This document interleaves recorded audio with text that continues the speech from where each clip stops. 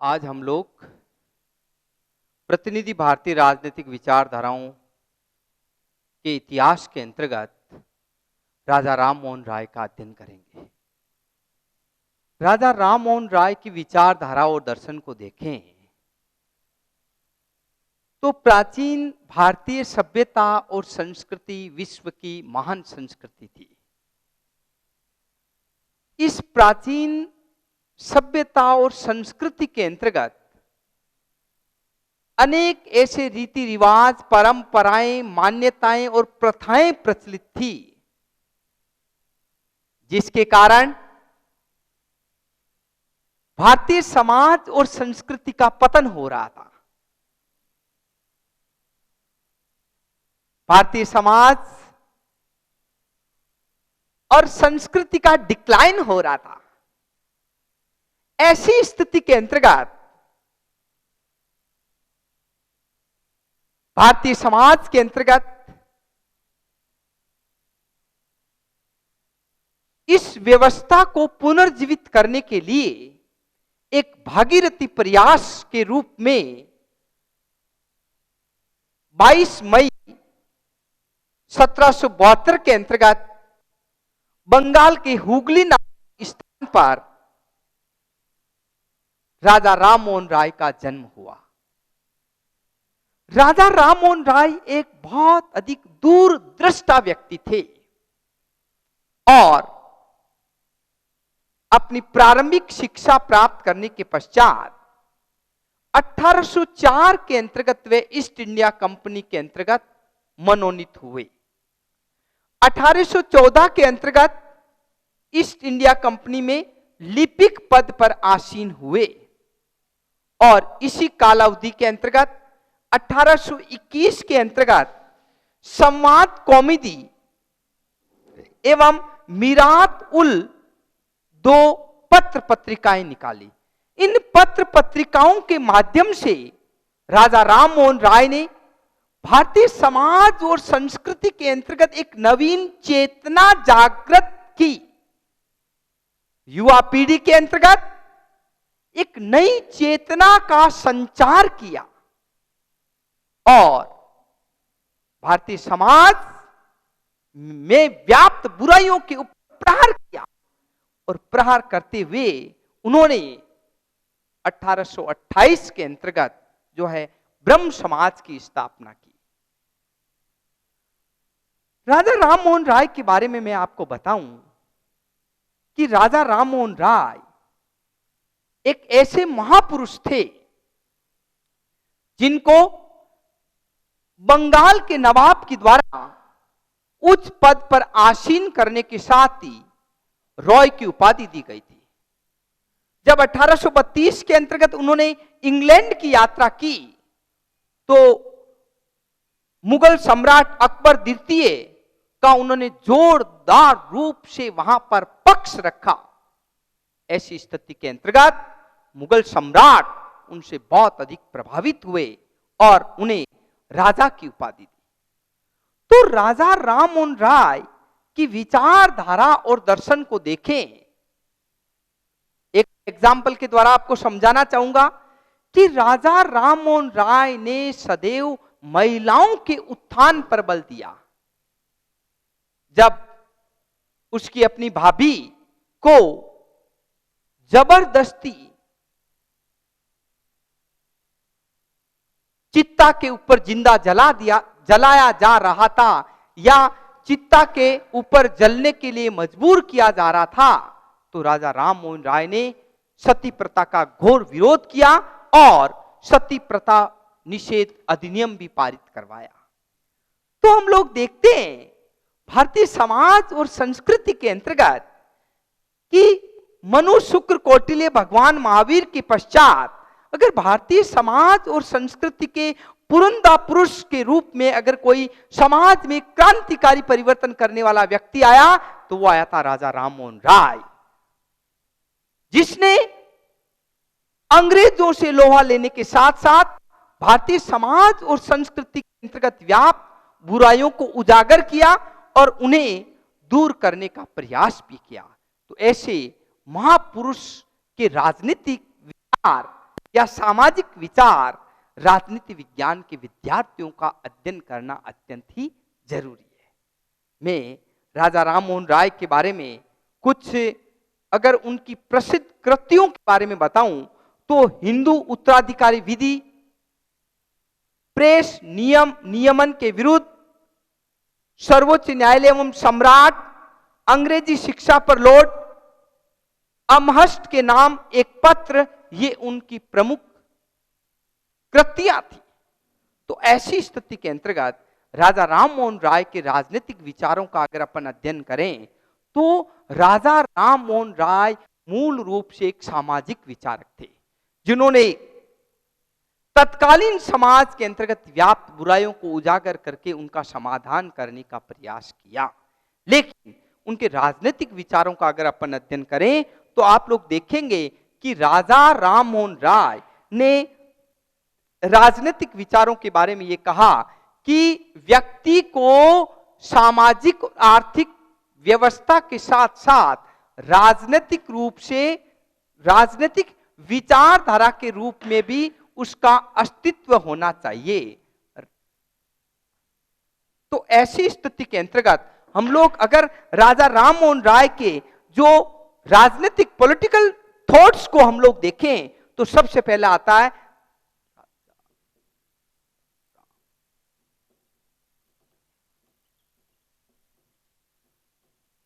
राजा राम मोहन राय। तो सबसे पहला आता हम व्यक्ति की स्वतंत्रता। राजा राम मोहन राय एक ऐसे विरले पुरुष थे जिन्होंने व्यक्ति की स्वतंत्रता पर बल दिया, क्योंकि जॉन लॉक की विचारधारा और दर्शन को वेस्टर्न पॉलिटिकल थिंकर्स के बारे में हम लोग देखें तो जॉन लॉक कहता है कि व्यक्ति की स्वतंत्रता, जीने का अधिकार उसका जन्मजात है। तो ऐसी स्थिति के अंतर्गत राजा राम मोहन राय ने व्यक्ति की स्वतंत्रता पर बल देते हुए राष्ट्रीयता का प्रतिपादन किया। उन्होंने कहा कि जब व्यक्ति अपने स्वतंत्र रूप से कार्य करेगा तो निश्चित रूप से उसके व्यक्ति के व्यक्तित्व का विकास होगा। नंबर 2 उन्होंने बताया प्रेस की स्वतंत्रता। देखिए, जब तक, क्योंकि तत्कालीन समाज के अंतर्गत ब्रिटानिया सरकार का साम्राज्य था और ऐसी स्थिति के अंतर्गत हम लोग देखते हैं कि प्रेस की स्वतंत्रता के बारे में देखें, जब तक समाज के अंतर्गत पत्र पत्रिकाएं स्वतंत्र रूप से कार्य नहीं करेगी तब तक हम कह सकते हैं कि समाज के अंतर्गत वास्तविक रूप से आम जनता को दिशा निर्देशन प्राप्त नहीं होगा। अतः जनता के लिए वास्तविक रूप से जो दिशा निर्देशन का ज्ञान होता है वो पत्र पत्रिकाओं के माध्यम से होता है और पत्र पत्रिकाएं क्या होती है, समाज की दर्पण होती है। इसीलिए राजा राम मोहन राय ने प्रेस की स्वतंत्रता पर भी बल दिया। नेक्स्ट आता है न्यायिक सुधार व्यवस्था पर बल।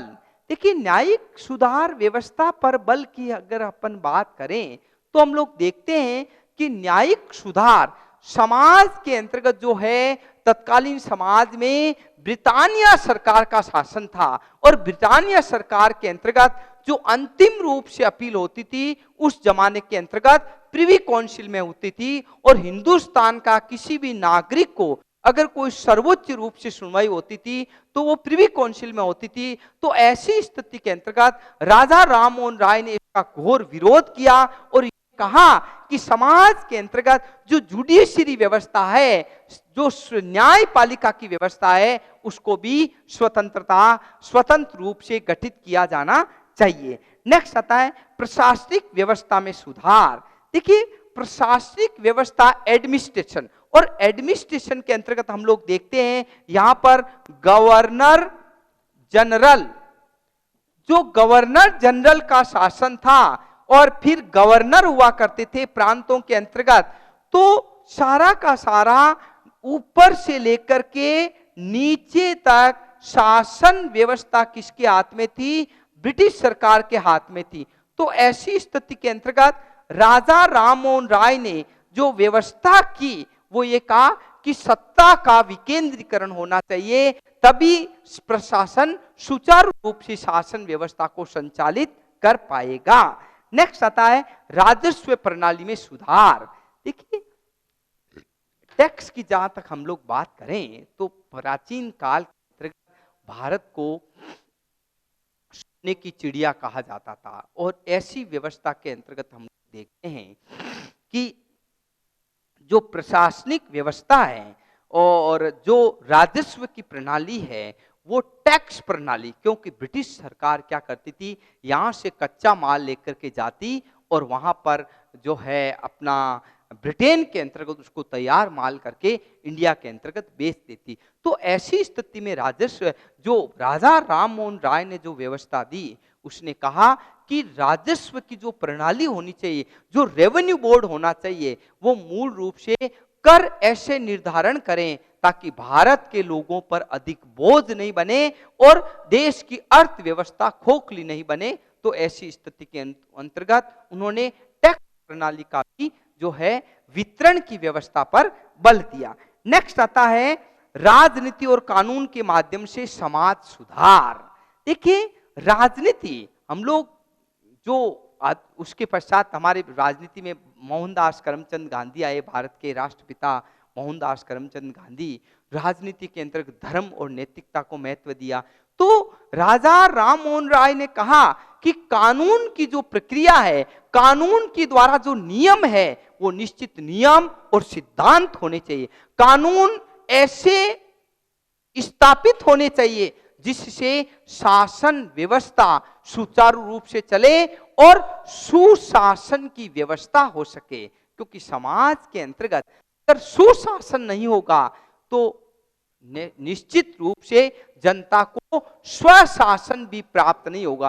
तो उन्होंने कहा पहले सुशासन की प्रक्रिया को अपनाया जाए, फिर क्या किया जाए, स्वशासन के लिए कार्य किया जाए। तो राजा राम मोहन राय एक मार्गदृष्टा थे, एक कायाकल्प करने वाले व्यक्ति थे और समाज के अंतर्गत एक ऐसी नियमावली तैयार करना चाहते थे जिसके द्वारा समाज का अधिक से अधिक सुधार हो सके।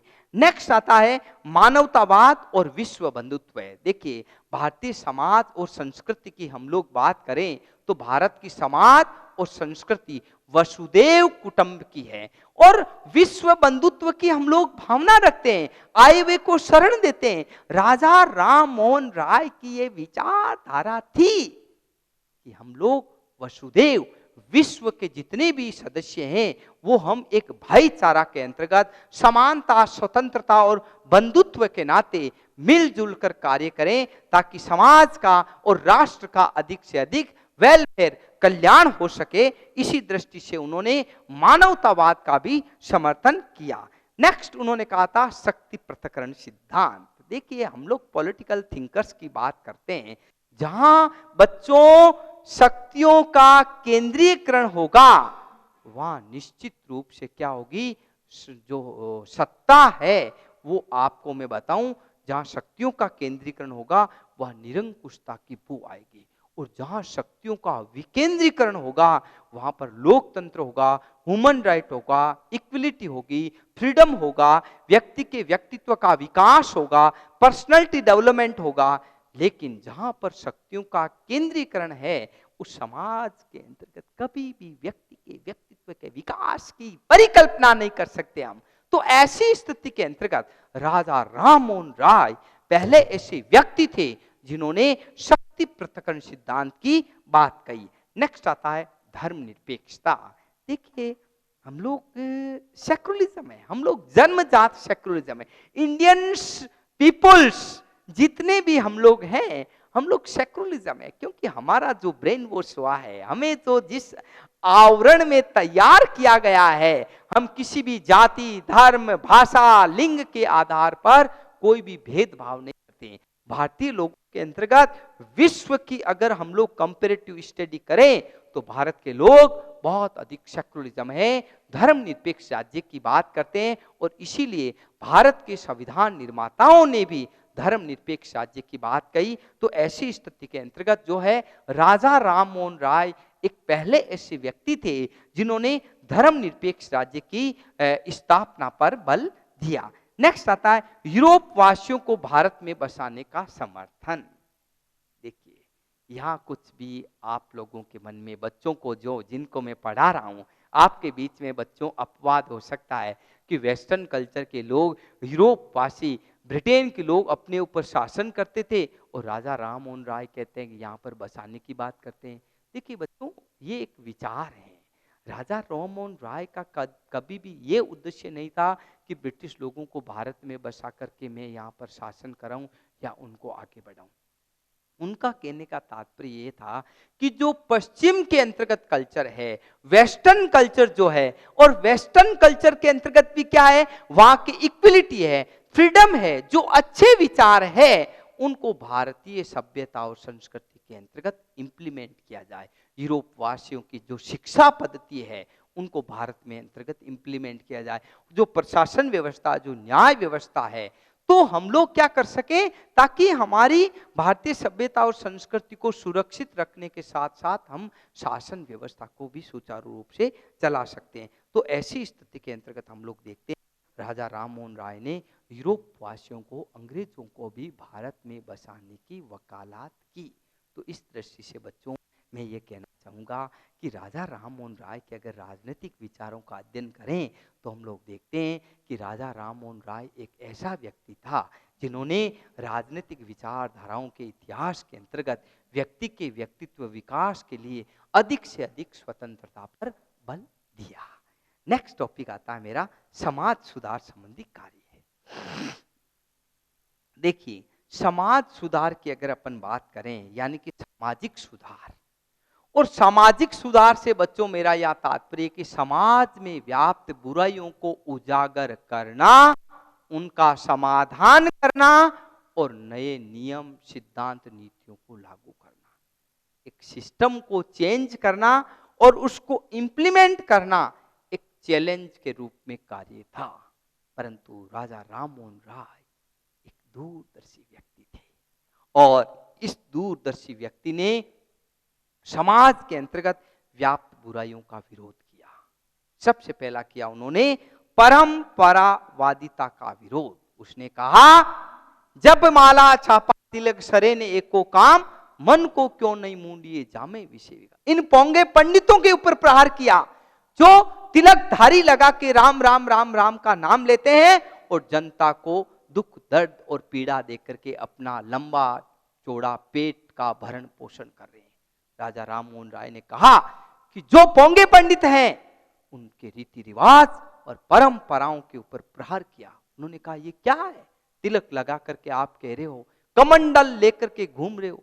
इस तरह से उन्होंने कहा, इस तरह से करने से भारतीय समाज की और संस्कृति का पतन हो रहा है। हमें साधु और संतों की स्थिति को देखते हुए इन जो घोर पाखंडी आडंबरी लोगों से दूर रहना पड़ेगा ताकि हम हमारे रीति रिवाज और परंपराओं को जीवित रख सकें और उन्हें, अगर कोई उनमें डिक्लाइन हो रहा है तो उन्हें हम पुनर्जीवित कर सकते हैं। तो उन्होंने ढोंग, आडंबर, रीति रिवाज और परंपराओं के ऊपर भी प्रहार किया।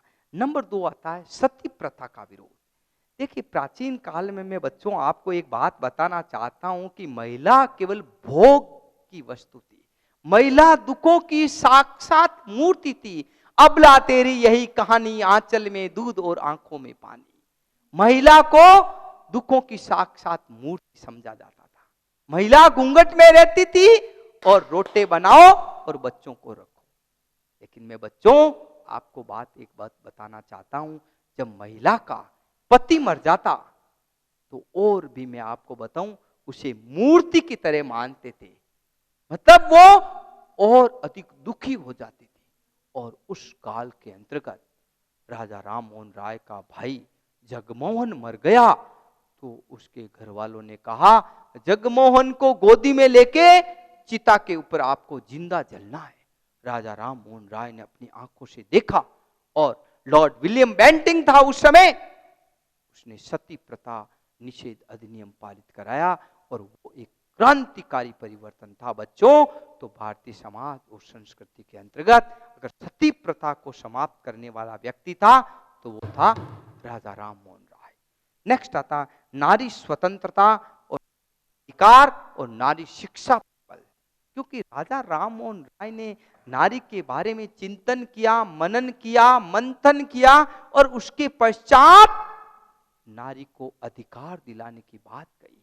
तो नारी को जो दुख दर्द उसने पीड़ा देखी, उसने कहा ये क्या तरीका है भारतीय समाज और संस्कृति के अंतर्गत, या देवी सर्वभूतेषु शक्ति रूपेण संसिता नमस्तस्ये नमस्तस्ये नमस्तस्ये।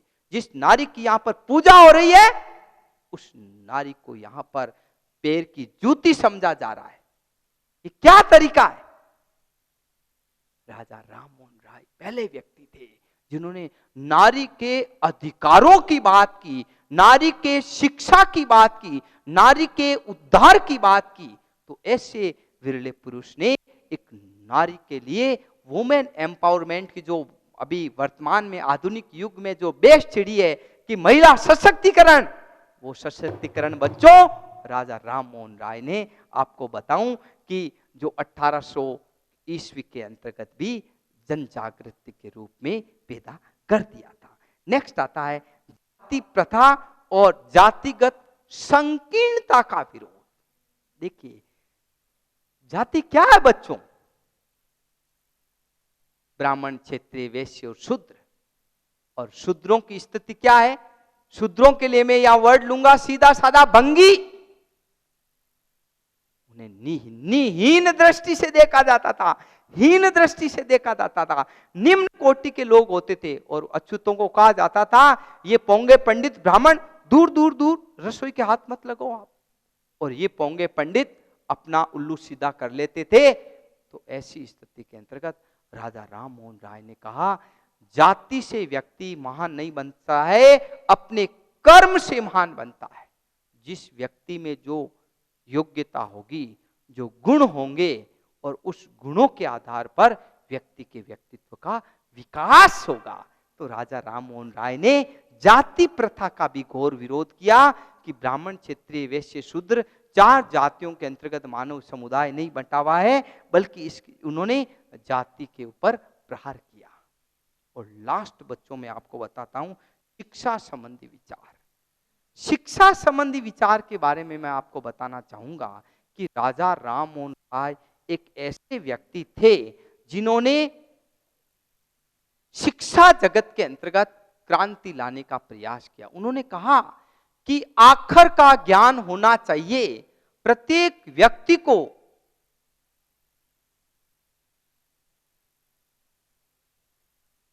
अपने व्यक्तित्व का विकास करने के लिए संपूर्ण रूप से शिक्षित होना चाहिए।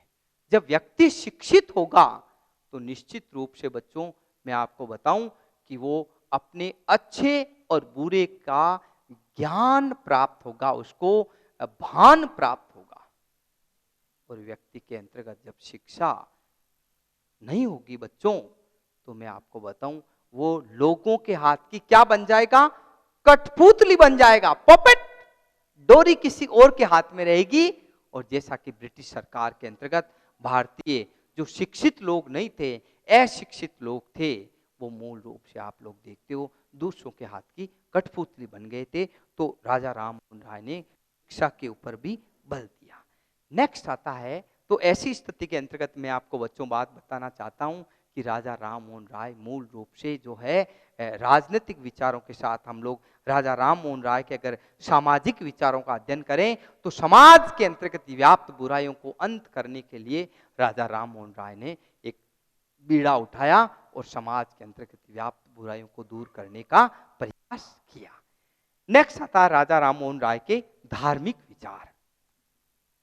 देखिए धार्मिक विचारों के बारे में बच्चों में आपको बताऊंगा कि राजा राम मोहन राय मूल रूप से जो है एक समाज सुधारक व्यक्ति थे। और समाज सुधारक का मतलब यह हुआ कि धर्म और समाज के अंतर्गत व्याप्त बुराइयों को उजागर करना, क्योंकि तत्कालीन समाज के अंतर्गत धर्म के प्रति बहुत अधिक आस्था बनी हुई थी। और इस आस्था के अंतर्गत लोग अंधे होकर के इन पोंगे पंडितों के आदेशों निर्देशों की पालना करते थे, जिसके कारण सभ्यता का डिक्लाइन हो रहा था। तो उन्होंने जो बात कही, उन्होंने कहा एकेश्वरवाद का समर्थन किया। उन्होंने कहा ईश्वर एक है और वो कण कण के अंतर्गत व्याप है, ईश्वर अनेक नहीं है। बालाजी, हनुमान जी, लक्ष्मी जी, भैरू जी, पाबू जी, भोपा जी, उसने कहा नो, ईश्वर एक है। ईश्वर एक है, वो निराकारी है, वो दिखाई नहीं देता है। और उसने कहा कि उस ईश्वर के अंतर्गत आप विश्वास करो हे प्रभु। तो उसने कहा कण कण के अंतर्गत ईश्वर जो है विराजमान है। तो उसने कहा हो सकता है विभिन्न देवी देवताएं हो, लेकिन सबका मालिक एक और वो है ईश्वर। नंबर 2 उसने की मूर्ति पूजा का विरोध। मूर्ति पूजा के बारे में बच्चों में आगे दया शंकर के महर्षि दयानंद के बारे में बताऊंगा। मूर्ति पूजा का उन्होंने विरोध किया, क्योंकि बच्चों आजकल आप लोग देखिए तत्कालीन समाज और संस्कृति के अंतर्गत जो पत्थर जिस स्वरूप में मिल गया, 10 औरतें 10 व्यक्ति मिलकर के पूजा करने लगे। हमारे आज तो खुदाई हुई और भगवान निकले हैं।